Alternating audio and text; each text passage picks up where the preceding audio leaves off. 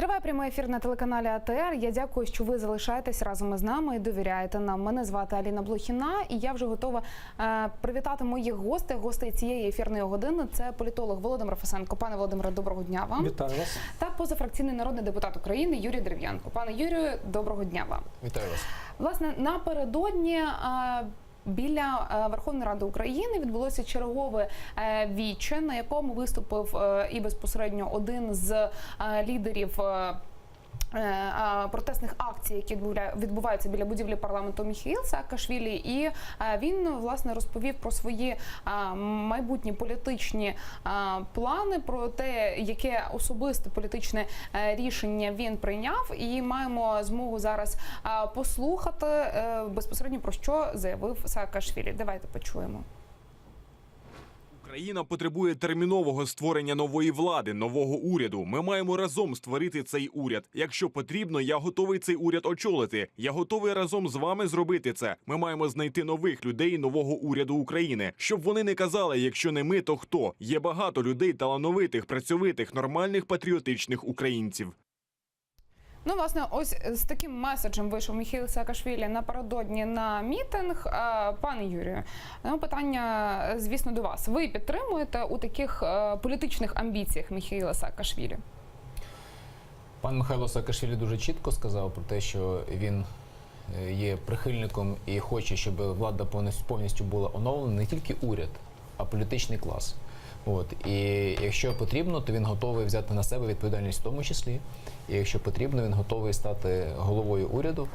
І ви знаєте, що крім цього, ми маємо план, де ми хочемо сказати громадянам України, що невже серед 40 мільйонів, понад 40 мільйонів населення України, громадян України, немає 300 людей, 300, які сьогодні могли би прийняти певні дії, певні рішення в Верховній Раді, і в такий спосіб, щоб вся Україна не ставала в залежність від президента, наприклад, України, а от 300 знайти хороших людей, які не пов'язані з корупцією, які не пов'язані з олігархами, яких люди, громада знає між собою, які могли б прийти з чітким планом дій, хоча б на 1 рік, щоб його виконати і перезаснувати стосунки між громадянами України і владою, яка вже 26 років нам розказує багато солодких історій про багато речей, які вони щось зроблять і не можуть ніяк зробити засадничі речі. Так, це впирається в Конституцію, тому треба 300, тому треба той уряд, який також буде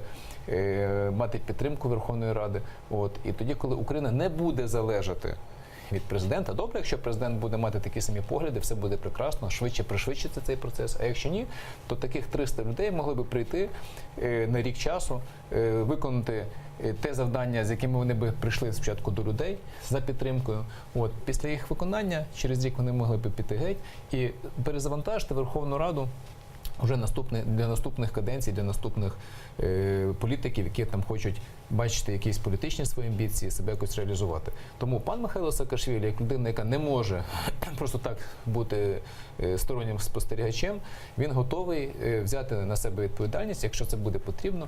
Тому що ми бачимо, що зараз у нас є багато опозиційних різних політиків, деякі з них дійсно проукраїнські опозиційні, деякі імітатори абсолютні, які підспівують Банковій в тому числі. Але ніхто, всіх все влаштовує. Рух нових сил – це та політична сила, яку не влаштовує те, що зараз відбувається. Ми залишилися з громадянами, з людьми, нашими протестувальниками на площі. Ми вимагаємо кроків, змін. І тому це абсолютно логічно, що пан Михайло Саакашвілі каже, що в разі, якщо потрібно, він готовий брати на себе відповідальність і рухатись разом для того, щоб ці зміни були і втілювалися. Пане Володимире, на вашу думку, чи обґрунтовані такі політичні амбіції Міхеїла Саакашвілі? Тому що спершу говорили там так про вимоги, про те, що він там не збирається повалювати владу. Тепер він говорить, я готовий, будь ласка, очолити уряд, взяти все під свій контроль. Чи обґрунтовані ось такі слова в реальності? Ні, справа не в обґрунтованості, а в логічності. По-перше, я думаю, що більшість тих, хто спостерігає за політичним процесом, вони розуміють, для того, щоб втілити в життя обіцянки, які робить радикальна частина опозиції, їм треба продемонструвати, що вони матимуть реальні інструменти влади. замало на мітингу щось обіцяти. От яким чином втілити в життя все, що ви обіцяєте. Да, саме тому, а також для того, щоб створити гучний привід для того, щоб надихнути прихильників, які чекають, ніяк не дочекаються і не зрозуміло, що далі. От треба надихати, давати нову мотивацію. Саме тому це гасло «Я буду прем'єром, через уряд буду втілювати в життя те, що обіцяю». Насправді ця технологія, вона була очевидною ще минулого року, і думаю, що вона готувалася до парламентських виборів. Але зараз, в нинішній ситуації, доводиться трохи завчасно, скажімо так, її виводити в публічну площину. Саакашвілі не може балотуватися ні на посаду президента України. Я тут не кажу навіть про громадянство. Навіть якщо б було громадянство, не було б ніяких правових суперечок зараз. З точки зору конституційних норм він не може балотуватися ні на посаду президента, ні в Верховну Раду України. А що тоді? Який інструмент влади? От посада прем'єр-міністра. Тут та ж сама приблизна технологія от на парламентських виборах, якщо вони будуть найближчим часом, яку використовував Арсеній Яценюк. Правда, він вже був прем'єр-міністром. Голосувати саме за конкретну політичну силу, лідер якої стане очільником уряду.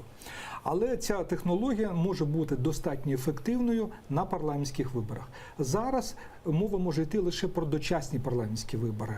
На мій погляд, на даний момент передумов політичних для дочасних парламентських виборів нема.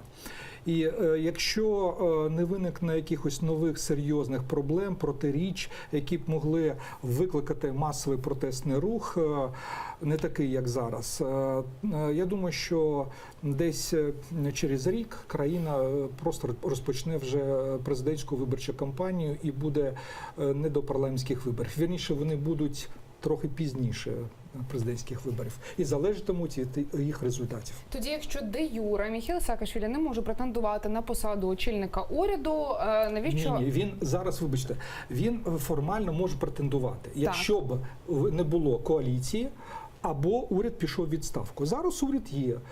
Критикують, є коаліція чи ні, але у всякому разі формально, юридично урядової парламентської кризи немає. В цьому сенсі, скажімо так, нема потреби про створення нового уряду. І кандидатура якихось нових прем'єр-міністрів зараз не обговорюється. Це ось це політичне рішення, про яке заявив Саакашвілі. Це реальна його кінцева мета? Чи це от просто зараз, ну скажімо так, гасло, що я готовий? Ну, перше, треба сказати, щоб наші глядачі нас розуміли, що мова не йде про те, що Саакашвілі може очолювати уряд при існуючій коаліції, яка зараз є. Це неможливо, тому що це абсолютно неможливо. Тобто ми говоримо про те, що пан Саакашвілі дуже чітко сказав, що він готовий взяти на себе відповідальність, якщо буде потрібно, і очолити уряд при перезавантаженні влади. І, звісно, не для нього... А в нинішньому парламенті, вибачте, чи не в нинішньому парламенті, звичайно, не в нинішньому парламенті, тому що не можна в нинішньому парламенті і очолювати уряд, де клептократичний парламент, де клептократична влада, де депутати, які там з БПП і з Народного фронту сьогодні підтримують абсолютно неадекватні деякі рішення урядові і здійснюють певну політику, абсолютно яка не захищає українців, захищає там чи відстоює інтересів тих чи інших спонсорів, олігархів і інших речей. Тому це зовсім інший світогляд.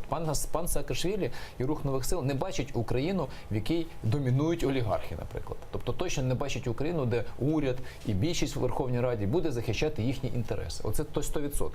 Натомість ми сьогодні бачимо, що сьогоднішня коаліція і сьогоднішній уряд діють саме в такий спосіб. Тому коли ви запитуєте, чи це його остаточна ціль, чи його остаточна мета, посада не є остаточною метою.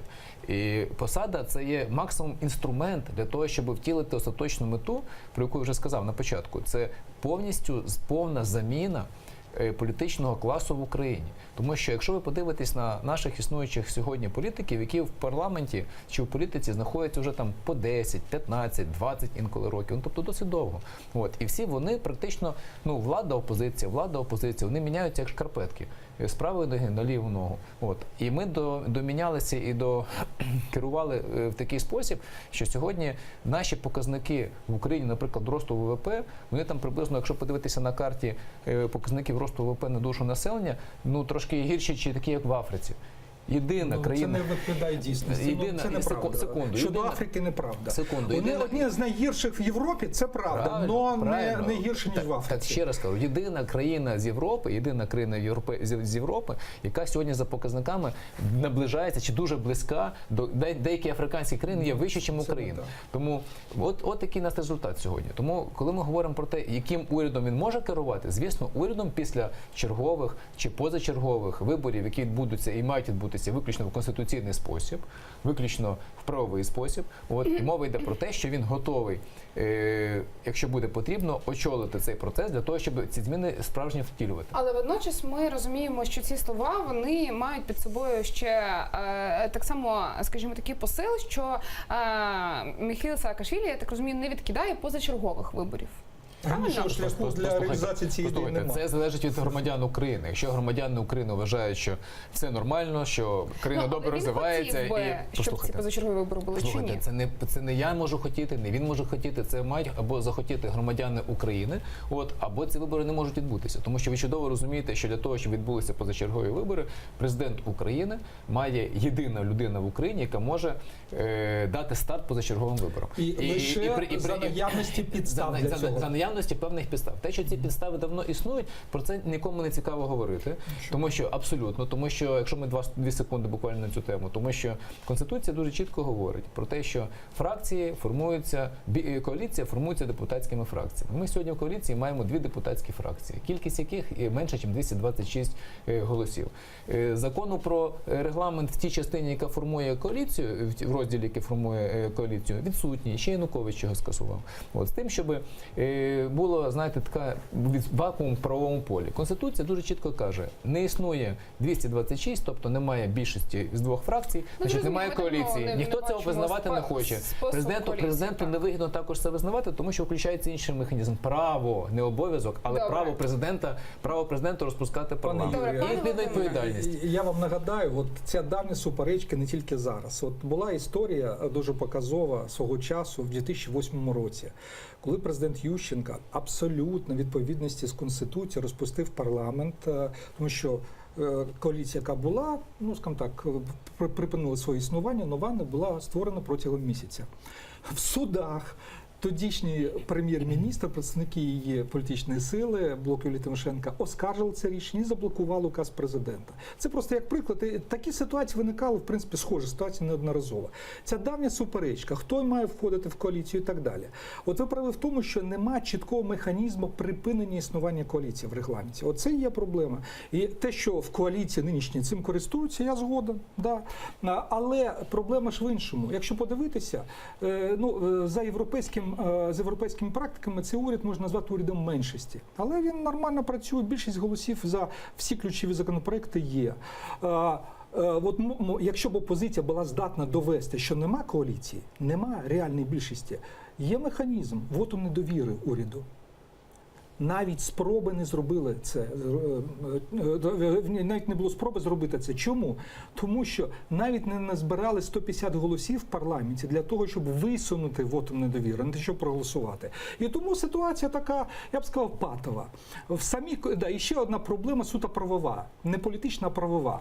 Да, дійсно, формально, хоча, на мій погляд, це трохи суперечливо, коаліцію мають складати представники 2 фракцій. Фракції, які входять чи заснували цю коаліцію. Але в чому проблема? Приблизно половина депутатського корпусу складають мажоритарники. Вони не можуть створювати коаліцію. Фактично їх права в даному випадку обмежені. Другий важливий момент. Але вони можуть входити у фракцію. Дивіться, можуть, да. Але їх влаштовує нинішня ситуація. Так вони зберігають незалежність. Ще одна проблема полягає в тому, що деякі депутати, які входили в ті чи інші фракції, але були виключені. Вони залишаються членами коаліції. Представники президії Верховної Ради, як мінімум 2, теж залишаються. Я маю на увазі людей з самопомочі, яких виключили, вони залишаються членами коаліції. Вони входили в коаліцію, не виходили з неї.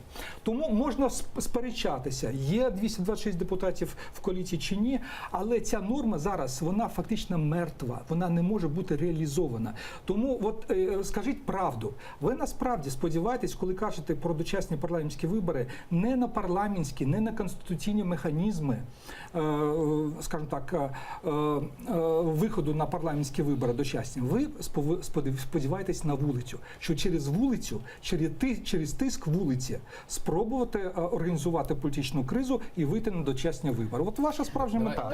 Дайте я відреагую, тому що Добре. мова йде про те, на що ми сподіваємося. Добре. Значить, ми Добре. сподіваємося виключно на конституційні механізми. Виключно. Ну, І вони лише парламентські. Ну, я вас не перебивав. Да. На виключно конституційні механізми. І навіть якщо один із конституційних механізмів, який вам, як громадянину України, і мені, як громадянину України, дає право на протест, на мирний протест, і на висування політичних вимог стосовно влади, то це є наше право конституційне. І це є виключно конституційний механізм. Це перше. Друге, коли ви говорите про коаліцію... На підставі протестів нема розпуску уряду і парламенту. Так, ще раз, ми говоримо про конституційний механізм. Я вам чітко сказав, що сьогодні єдиний спосіб... Це не механізм розпуску парламенту. Я вас не перебував. Це механізм реалізації моїх прав і ваших прав. І якщо серед цього механізму реалізації наших прав буде вимога, наприклад, щоб президент чи Парубій виконав іншу конституційну норму, показав, скільки є в коаліції народних депутатів, яких вони до цього часу не можуть показати, яких не існує, то тоді відповідальність за президентом залишається. Відповідальність, підкреслюю, не право, а обов'язок. Не обов'язок, а право.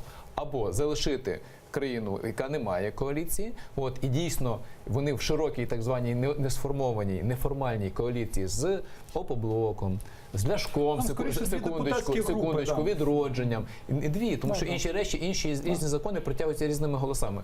З Відродженням, з бувшими регіоналами, з волею народу, підголосовують питання. Але в чому сенс і суть змісту коаліційної угоди і відповідальності політичної, саме фракції? В тому, що є політична відповідальність за наслідки таких дій.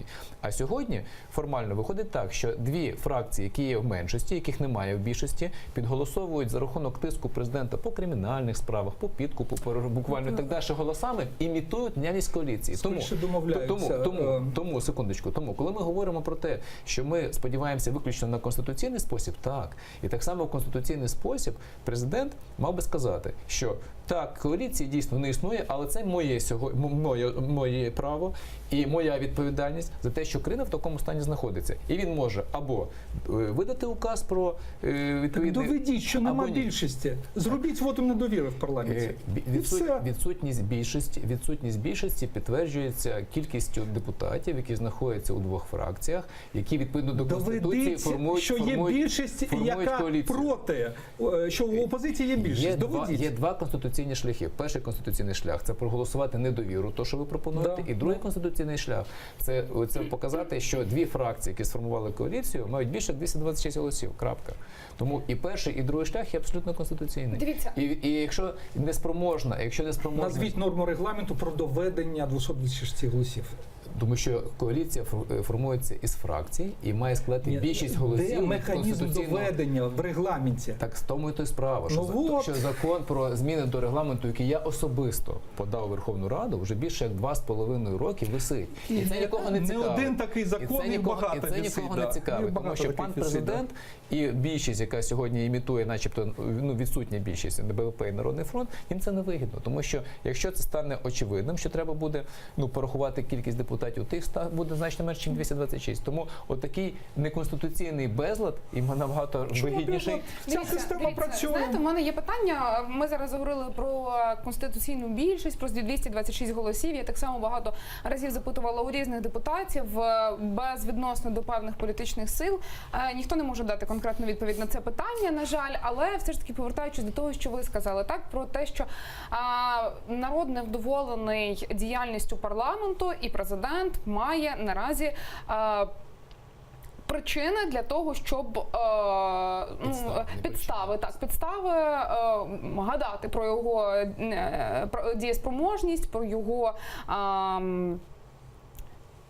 його роботу і про його розпуск. От Питання у мене, ви таку думку висловили. У мене питання до пана Володимира. Чи є дійсно у президента зараз певні можуть бути претензії до парламенту, так? Або там певні моменти, які можуть цей парламент якось вважати там не до кінця дієздатним, нелегітимним так? або, скажімо так, таким, які Що не могло б можуть за собою працювати. потягти безпосередньо, там, до прикладу, позачергові вибори? Ні, на мій погляд, юридичних конституційних підстав для розпуску Верховної Ради на даний момент нема. Тому президент навіть і не розглядає таку можливість. Тобто позачергових виборів не слід чекати? Я думаю, що позачергові вибори, тема позачергових виборів може виникнути лише в разі виникнення серйозної масштабної політичної кризи. От ризик такий був рік тому, він ще навесні минулого року. От тоді, уряд Яценюка пішов в відставку. Навіть фактично з лютого, тоді 2 місяці була, скажімо так, невизначена ситуація. Прем'єр нібито був, а було зрозуміло, що є і урядова, і парламентська криза. Врешті-решт створили новий уряд. Зараз такої ситуації нема. Дехто очікував, що от щось таке може бути навесні цього року, цього теж не виникло. Дискусія про те, є чи нема 226 голосів в коаліції, вона йде вже майже 2 роки. Я її пам'ятаю з кінця 2015 року. І ніяких наслідків, ні правових, ні політичних нема. Тому, на мій погляд, жодних юридичних підстав для навіть розгляду питання про розпуск Верховної Ради зараз нема. Скажу більше. Чому, от я запитував, чому нема вотуму недовіри? Нібито критикують більшість депутатів і уряд, і президента, але більшість депутатів не хоче розпуску Верховної Ради. От така достатньо цинічна ситуація, прагматична. Це інтерес вже самих депутатів. І це одна з причин, чому вимоги опозиції, про які йшлося от у пана Юрія, вони навряд чи будуть реалізовані в нинішній Верховній Раді. Тому з великою вірогідністю доведеться чекати 2019 року і президентських, і парламентських виборів. Дивіться, ще один цікавий момент про те, що організатори акції протесту говорили, що 3 грудня розпочнеться процедура народного імпічменту. Втім, ніхто не може пояснити, про що йде мова. Поясніть, будь ласка, пане Юрію, про що йде мова? Що таке народний імпічмент? Що буде відбуватися, починаючи з 3 грудня? Давайте ми взагалі відштовхнемося від слова імпічмент. Що таке взагалі імпічмент і що таке народний імпічмент. Тобто імпічмент – це конституційна норма, процедура, яка застосовується і мала би застосовуватися в тому числі в Україні. Це 111 стаття, це один із випадків дострокового припинення повноважень президента. У тому випадку, коли президент або вчинив державну зраду, або вчинив злочин. Кримінальний. Злочин тільки може бути кримінальний. Вчинив злочин. Не проступок, а злочин. Тому це записано в 111 статті Конституції, але натомість реалізувати цю 111 статтю є неможливим, тому що немає механізму. Відповідно, ми зареєстрували, я подав законопроект про імпічмент, про президента України і порядок припинення його повноважень. По-простому в народі про імпічмент законопроект, який якраз і упорядковує те, що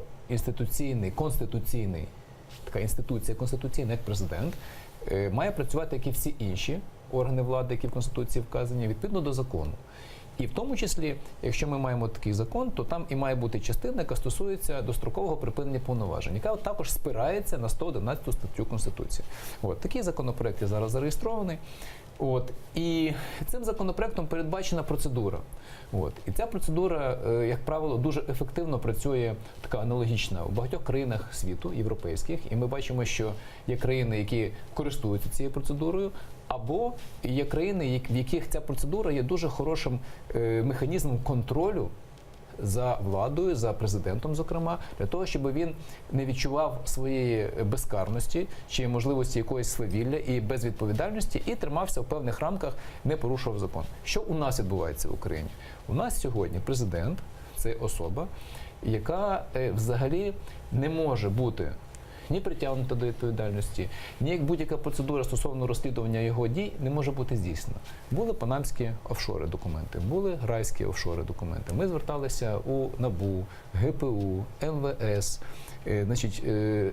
поліцію. Ми отримали звідти відповіді. Вони не повноважені розслідувати такі справи. Добре, що таке народний законом про імпічмент передбачено орган, який уповноважений розслідувати такі справи, які можуть мати ознаки злочину.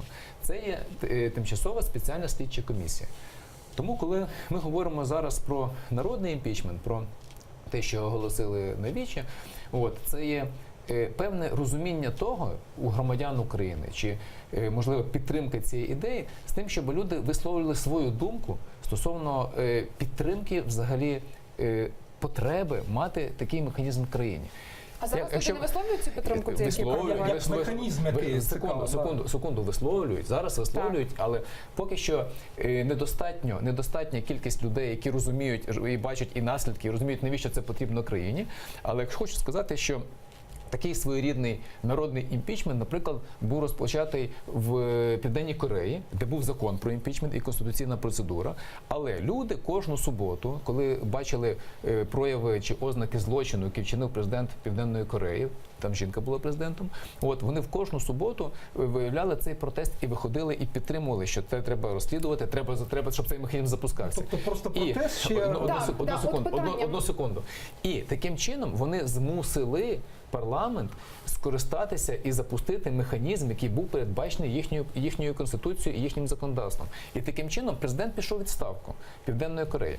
Але люди фактично підштовхнули чи змусили реалізовувати ті норми, які є в законі. Добре, дивіться, пане Юрію, коли це ми говоримо зараз про наш і мене, і пана Володимира. коли ми зараз говоримо про наш народний, Так. про той народний імпічмент, який є, то народний імпічмент має два завдання. Перше завдання – це підштовхнути Верховну Раду до того, щоб ухвалити цей законопроект і ухвалити цю норму. Щоб Ми розуміємо мету, які будуть механізми. То, звичайно. І друге завдання – це щоб така процедура в Україні була, яка нас з вами убезпечить від революцій чергових, від потрясінь чергових, від тих криз, які не мають можливості в юридичний спосіб, в законний спосіб бути вирішеними. Дивіться, це зрозуміло. Мені цікаво, що має відбутися там 3 грудня або починаючи з 3 грудня. Це так само буде, тобто це буде продовжуватися акція протесту. Чи в якому вигляді люди будуть цього вимагати?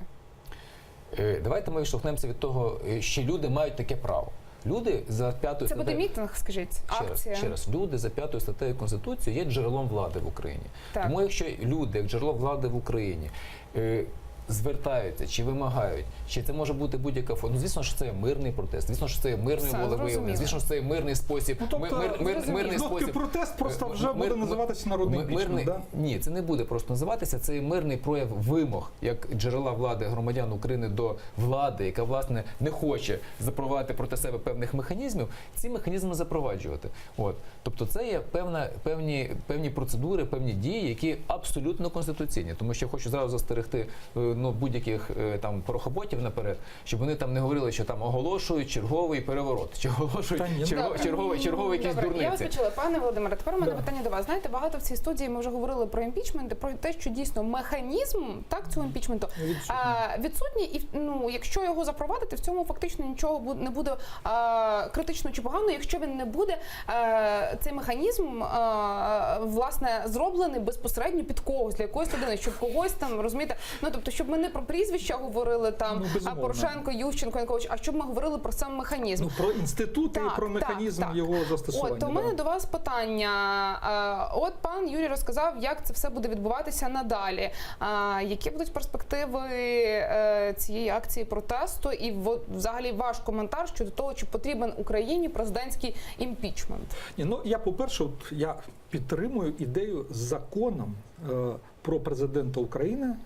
Навіть не обов'язково називати, тому що тут вже починається психологія і конфлікт інтересів. Не обов'язково в назві фіксувати про тимчасове припинення його повноважень. Тому що саме це буде викликати несприйняття у президентської фракції, у їх союзників і так далі. Тому з точки зору тактики я б порадив і вам, і будь-кому, хто цю ідею буде просувати, просто просувати закон про президента України. На мій погляд, є закон про Кабінет міністрів. На мій погляд, да. Я свого часу цю ідею теж піднімав, я прихильник цієї ідеї. Так що в цьому сенсі я підтримую. Я згоден з тим, що потрібно, там є навіть не закон про імпічмент, як дехто каже, є закон про тимчасові слідчі комісії як елемент, інструмент процедури імпічмента. Це теж потрібно. Але, будемо реалістами, спроби провести необхідні законопроекти були ще за часів Кучми, коли з'явилася Конституція 96-го року, потім за часів Ющенка, при Януковичі не було з зрозумілих причин, тому що була своя більшість. Але жодного разу це не пройшло. Будемо реалісти, президенти, вони не дуже полюбляють таку ініціативу. Неважливо, як прізвище президента, їм це не дуже подобається. Тож, знаєте, спрацьовує відоме прислів'я, якщо рушниця, Станіславському припису, якщо рушниця є, чи Чехова, є в першому акті спектакля, в третьому вона має вистрілити. І президенти будь-які думають, якщо приймуть закон про імпічмент, або про елементи імпічменту, про тимчасові слідчі комісії, обов'язково це спрацює. Тому вони, як правило, намагаються заблокувати це. На мій погляд, найбільш ефективний спосіб реалізації цієї ідеї, як і з недоторканністю. Порошенко запропонував, давайте ухвалимо зміни до Конституції про недоторканність, про скасування недоторканності депутатів, якщо вона буде починатися для наступного скликання. Думаю, що і зараз треба таким же чином діяти про імпічмент. Ідея правильна, але оскільки зараз і президентська фракція в умовах конфлікту з опозицією навряд чи за це проголосує. Народний фронт теж навряд чи і частина депутатів з різних міркувань, зокрема з точки зору, скажімо так, демонстрації лояльності президенту, теж можуть не проголосувати. А дехто, наприклад, не буду називати, політичні сили, лідери яких претендують на посаду президента, теж можуть не проголосувати. Тому в пакеті з недоторканністю і для наступного президента, щоб це стосувалося не особистості, а інституту, запропонувати цю ідею, тоді буде більше шансів на її ухвалення. Я прихильник такої ідеї. Ви знаєте, те саме зробив президент, коли мова йшла про недоторканність. Скористайтеся ідеєю президента. Ні, секундочку, я просто хочу сказати про послідовність кроків. Ми зареєстрували законопроект про скасування недоторканності. Президент зареєстрував свій законопроект, точно такий самий, слово в слово, тільки дата введення його в дію з 2020 року, з 1 січня 2020 року. Зараз ми запропонували суспільству і президенту, я як автор запропонував законопроект про президента. Неважливо, що там в назві написано, це про президента. В тому числі там повноваження, коли мають припинятися. Він є зареєстрований. Ми чекаємо кроку від президента. Нехай він зареєструє такий самий законопроект, тільки поставить ту дату, яку він вважає за потрібним.